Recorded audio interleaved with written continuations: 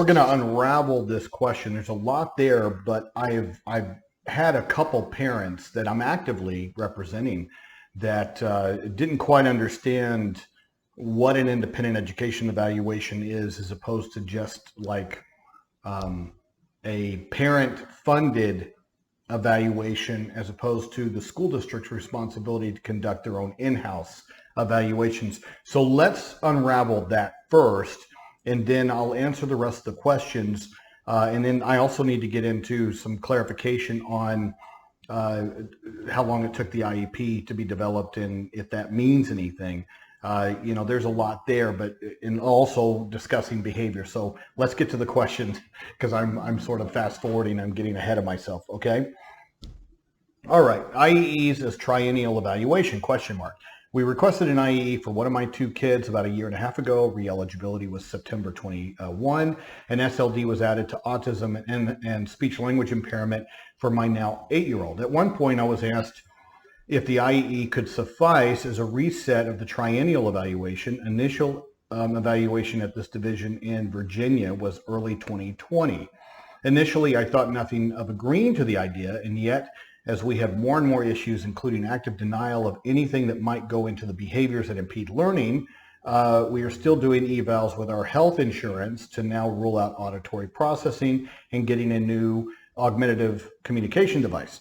We rejected or did not consent to the proposed IEP that took 9 months to create. One huge reason is that the AAC goals that were in prior IEPs were removed, having never done an AT eval because the new SLP insisted he didn't need it and could get him talking. And you have in parentheses Apraxia, speaks, but essentially unintelligible. They keep denying behaviors before that is their basis for reviews in a private day school we inquired about that contacted our school division, or you might mean contracted, I don't know. The school said he wouldn't qualify because no behaviors. Regardless, I can't find anything about whether an IEE can be used for a triennial evaluation. Can it? Can we even consent to that, or does it violate their child finder responsibilities? Number one, there is no child finder responsibilities, being that your child already is eligible. Child find is only a small section that applies to a child that has never been evaluated for an IEP. Your child does. So child find is history for you. That is something for other parents, but when it comes to you, child find is not in the cards ever. So keep that in mind. Okay, so let me go back and break this down. Okay, as far as IEE, let's say it this way. A parent always has a right, doesn't have to wait for anything, always has a right to a parent-funded evaluation.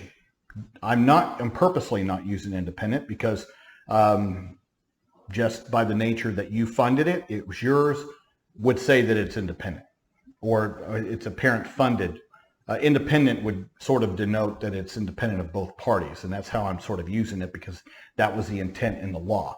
Okay, so a parent-funded evaluation, you as a parent and as an equal member of the IEP team always have a right to a parent-funded evaluation that you share with the school system. At that point, guys, the law says that the IEP team must give it good faith consideration. Good faith consideration. If you pay for the evaluation, you present it to the team. They can't just ignore it. They have to give it good faith consideration. So that's number one. The second is the school system's responsibility to do evaluations at least every 3 years, which is the triennial re-eligibility consideration. Does the child still qualify under the minimal requirements for an IEP? Okay, and so the school district at that point asks you for your consent. Now, at that point, for a triennial, the school district has two options. Number one, they can get with you and say, look, it's a no-brainer, your child still qualifies for an IEP. And they can agree, as an IEP team, not to conduct updated evaluations because the team agrees that your child, no question, continues to qualify. That's option one. Option two is that they conduct their own in-house evaluations, get your consent, and they do it using their own internal people. Now, they can also choose to farm some of this stuff out using people that they choose, people that third-party contractors that they contract with. That is their right. Why is it their right? Your duty's done once you sign consent. You sign consent to evaluate for their own internal reeligibility, their own triennial. Then at that point, you've signed consent. They have a legal duty to thoroughly evaluate your child. They have the duty. You do not. You gave consent. They have the duty. Why? Well, they have 100% of the duty to provide your child with a free, appropriate public education. So they better do a damn good job. Why? Because those evaluations do two things. They not only show that your child continues to be eligible, but it also helps provide very good baselines, very good present levels of performance. That's what the foundation is in order to develop good, reliable goals. You get good goals, you end up identifying from these updated evaluations what services your child needs, what methodology needs to be used, your child's learning style, and that goes into service minutes, accommodations, supplemental aids and services. So you see how important these triennial evaluations can be. Now, I said at least every 3 years. A parent or a school system can request evaluations, updated evaluations, yearly. Not more than that, but yearly. Including teachers, by the way. There's 3 people that can request updated evaluations: the teacher, the parent, the school district. The teacher needs to understand that the teacher can act as an independent decision maker, meaning that I think this child requires evaluations, even though the district itself doesn't. They can bring that to the IEP team for consideration. Is it rare? Yeah, I mean, sometimes it's rare because teachers work for a system and that system tends to breathe down their necks, okay? So that's the internal responsibilities of the school system. So what is an independent education evaluation? Because it's not a parent-funded evaluation. That's different. And it's not an internal evaluation. That's a school district's responsibility. You sign consent and they can either do it in-house with their people or they can farm some of it out, which some schools do. But that, just because they farm some of that work out doesn't mean that that's an independent education evaluation. Now, what is an independent education evaluation? It's one that you can request after they complete their own internal evaluations. After they complete their own internal evaluations. That includes any evaluations or assessments that they farm out to somebody else that isn't actively employed by the system. You would still hold a right to request an independent education evaluation in any area that your child was assessed in. So it could be OT, speech language, auditory processing, assistive technology, diagnostics. Any area that your child was assessed and evaluated in, you would have a right in each one of those areas to request an independent education evaluation. Do so in writing. But what that means is that you are saying, we need it's like a second medical opinion. We need, I don't necessarily agree with this. Now, you know, it puts the school system in they have 2 options. It seems like there's always 2 options in this process. Sometimes there's more than that, but in this one, there tends to be a lot of 2-road things that I'm talking about, okay? But at this point, they have 2 options. You make an independent education evaluation request. You specify what area, and you say, I need it in this area. Now, the federal IDEA does not require that you explain yourself, and you have to pinpoint what they can ask you. But there's nothing in the law that says that you have to answer or even give a coherent answer. Why is that? You're not an expert, guys. You're not a psychometrist. You're not a psychologist. I'm an attorney, but when I'm sitting in these meetings for my daughter and I'm requesting an independent education evaluation, my expertise as a special education attorney doesn't amount to squat. I'm just dad sitting there. So if I wanted to, I could be a lump on a bump on a log. If they go, well, why are you asking for that? What aspect of this assessment or this evaluation do you not agree with? The law doesn't expect me to be an expert to understand that. I just sort of have to go, well, you know, I'd like a second opinion. Puts the school system in two options. They can either fund it, and they need to do so immediately. They can't delay on that, guys. That's a big no-no. Or they need to file due process to defend their evaluation, which is rare. Very few school systems do that because the cost alone, besides that, you would then be put in a position to be able to get an attorney, someone like me, to defend your position. And if you prevail, if you win, then your attorney fees would shift over to your attorney to where they can recover, they can get reimbursed, or they can have their attorney fees paid by the district. And they have the burden of proof, the school does. So it's sort of a stupid thing to do. Some do it, only to be sort of a-holes and as a deterrent. And there's some parents, to be fair, guys, there's some parents that they do this stuff as some kind of strategy. And I don't necessarily agree with that. It sort of depends. I don't, you know, to sit there and drop these bombs to sit there and try to force their hand. I don't necessarily think that that's a pathway to success.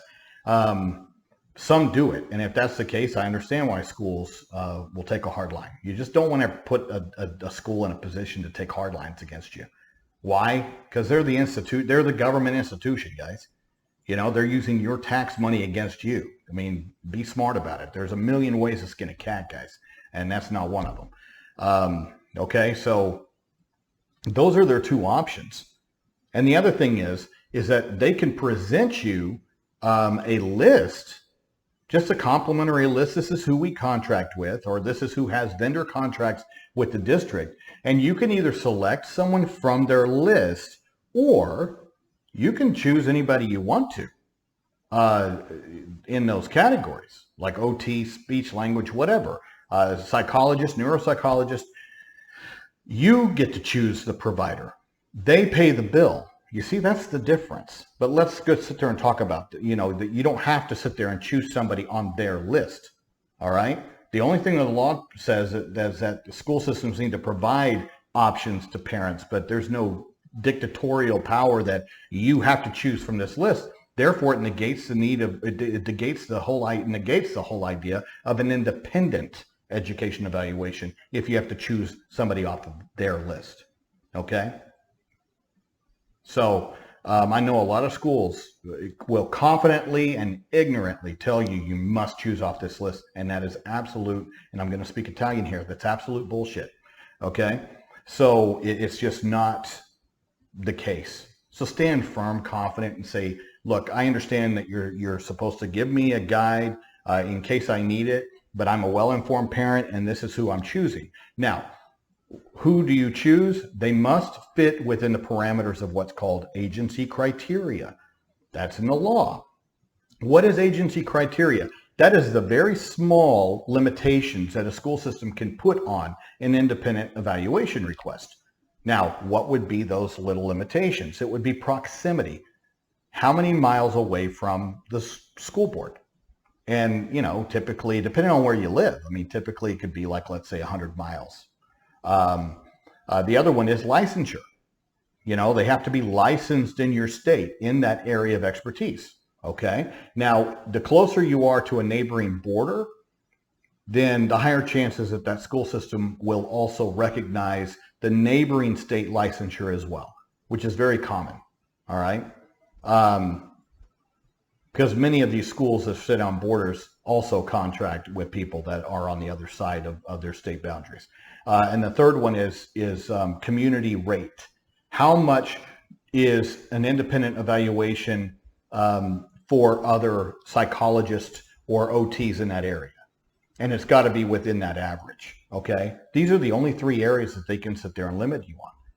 They can't limit you on the person. But I can tell you 99% of the people that you would be interested in having be your independent education evaluator would meet the three criteria. So there wouldn't be a problem there.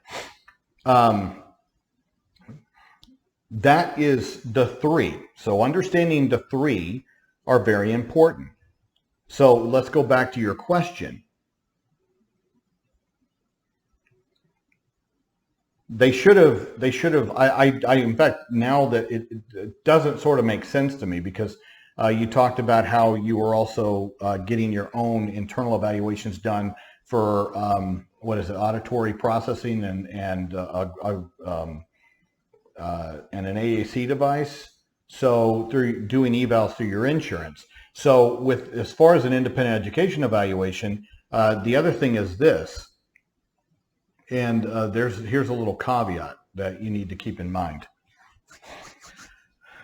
You have 1 calendar year from when they did their evaluation to request in writing an independent education evaluation. That's how long these evaluations are valid.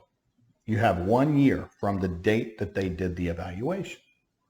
Now, if you requested that and it's a year and a half later or 2 years, those evaluations that they did internally that triggered your request for the independent have timed out.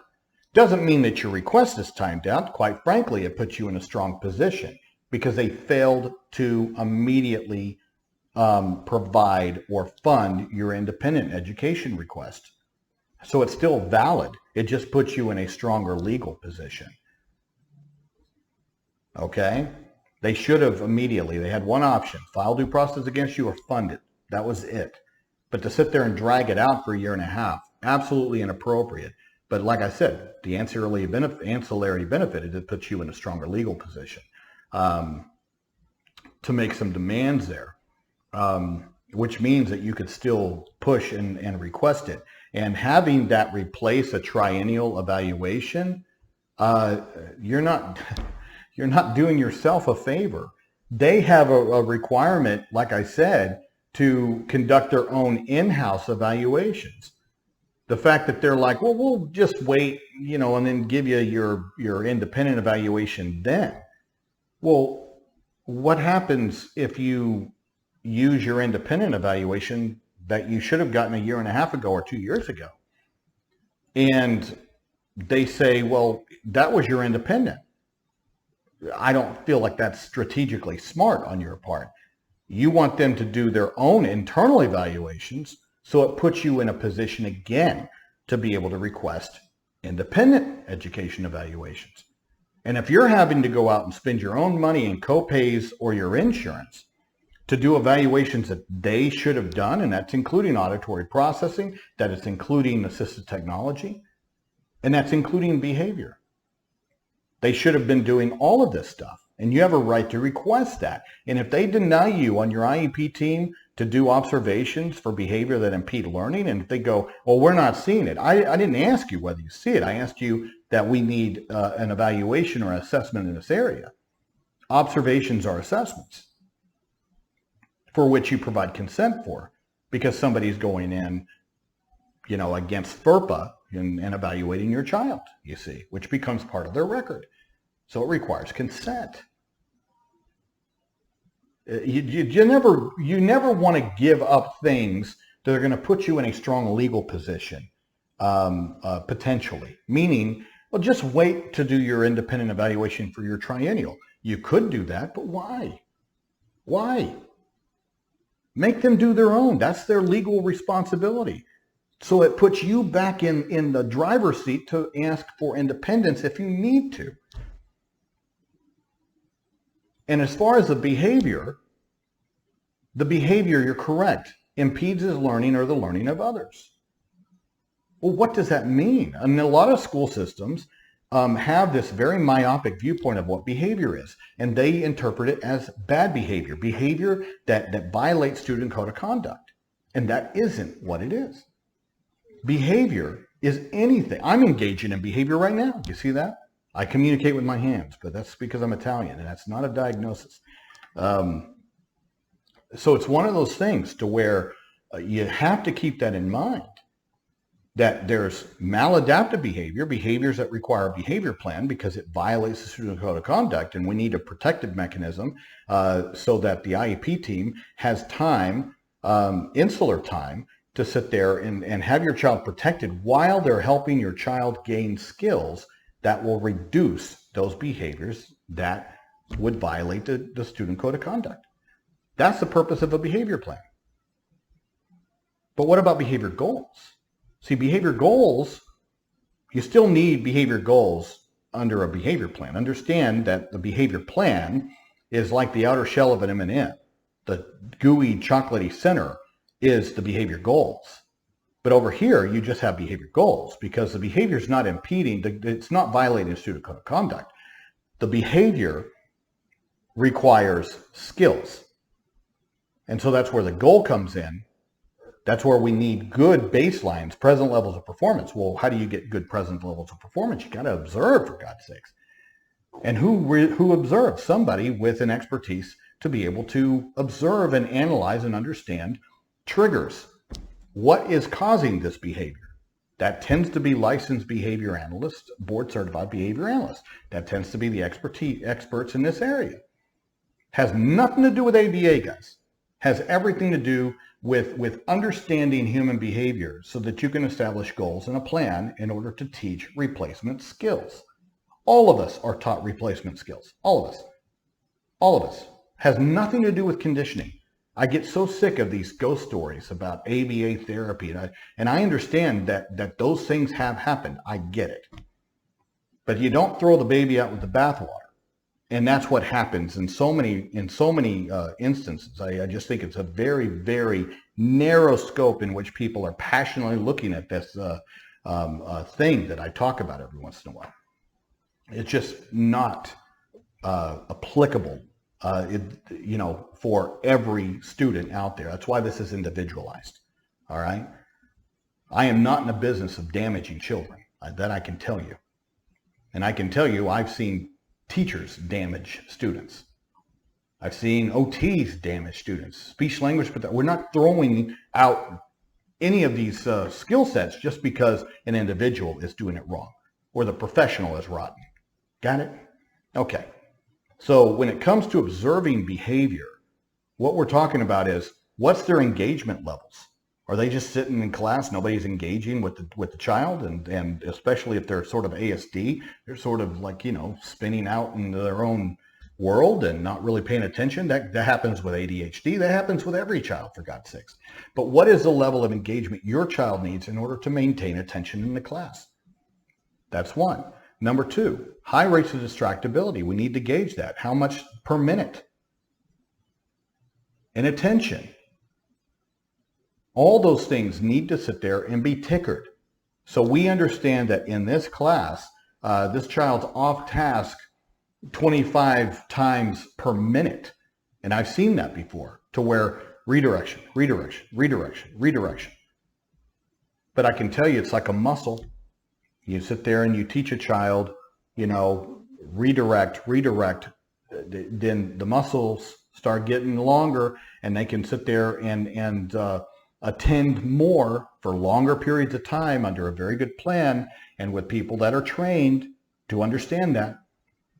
Part of the training for adults is to ensure that we're not getting frustrated with the child who has a disability. The training isn't necessarily for the child. The training is for the adults. So the adults understand how to engage, how not to take the stuff personal, how to help the child gain skills. Child gains skills, behavior goes down, guys. Especially if the child has communicative issues, because so many behaviors are attached to their inability to communicate and the human need to communicate. And so behavior is a form of communication. We help the child communicate by gaining skills, we have a decrease in behavior. And that can be replicated and replicated and replicated, IEP to IEP. Now, one final thing I wanted to touch on is it said that you guys took 9 months to create the proposed IEP and that you guys didn't sign it or you did not consent to the proposed IEP. It doesn't matter, okay? And I hate to break it to parents, but a school system is the one with the 100% duty to provide your child a FAPE. So there is an IEP in place. Just because you didn't sign the IEP doesn't mean squat. You cannot impede their legal requirement to have your child have an IEP and be serviced against that IEP. Now remember that when that annual IEP is put into place, you can amend it at any point. during that calendar year, because that's how long an IEP is good for. So you can amend it, you can add stuff to it, you can change it, so that's what has been going on for 9 months. Now, that doesn't mean that the school district did a good job in providing a FAPE. It just means that there was something in place, because you cannot impede a school district's legal responsibility to have an IEP in place and to provide your child substantive services. Okay? So there was an IEP in place. Whether you sign it or not, there was an IEP in place, believe me. Okay? You can amend it, you can remove stuff, but that happens after this marker of that annual IEP. And it might have taken 9 months to get there. And yes, you would have legal right if they failed to provide a FAPE, if they knew that your child needed an AAC device and they didn't do that. If your child has behaviors that impede their learning and they failed to address those areas, therefore impacting the substance of that annual IEP that was in place at the start, to where your child did not make substantive measurable progress according to your child's individual circumstances, which is the NJRF legal standard, you see. So, parents, I think a lot of them are like, well, I didn't sign the IEP, so we don't have an IEP. No, you have an IEP, believe me. You do. You cannot be an obstacle to the school's legal responsibility because you don't want to be. All right? You're in the driver's seat. You have legal right to challenge what they're doing. Now, how do you have legal right? Well, you have legal right in the IEP meeting, but at the same time, this is a flexible, evolving legal document. A lot of parents are like, oh, it's a contract. It's a evolving contract. It only becomes a potential violation if the parent triggers their dispute resolution options. What are your dispute resolution options?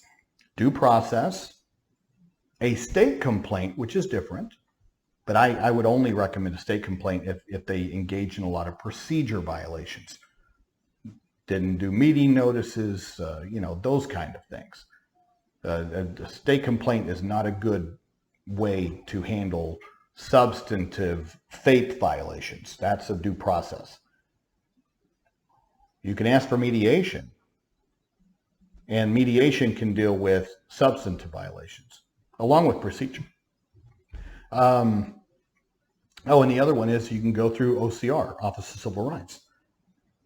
Got to be careful, though, in what you're complaining about to the Office of Civil Rights, because there are certain things that turn them on. I'm telling you, they're just like every other government agency that has an army of attorneys that are there, fighting for justice. They're fighting for their justice. They're fighting for whatever they are hot about. And if you're not paying attention to our current crazy world environment that we live in, then I'm telling you, you could be passionate about what they're doing wrong and the school could be doing it wrong. But understand that most of these OCR attorneys tend to be bent on a radical way and view the world through a very specific set of lenses. And you got to be careful about OCR complaints. They've got to be sexy, and they've got to be exactly what sort of the thing is right now. And unfortunately, for special education, our kids aren't really the thing right now. That's not who's getting the attention and love from the Office of Civil Rights. Okay, you can interpret that as you want. So don't be afraid of due process. It's the entire point of this page is to help educate parents and understand this process better.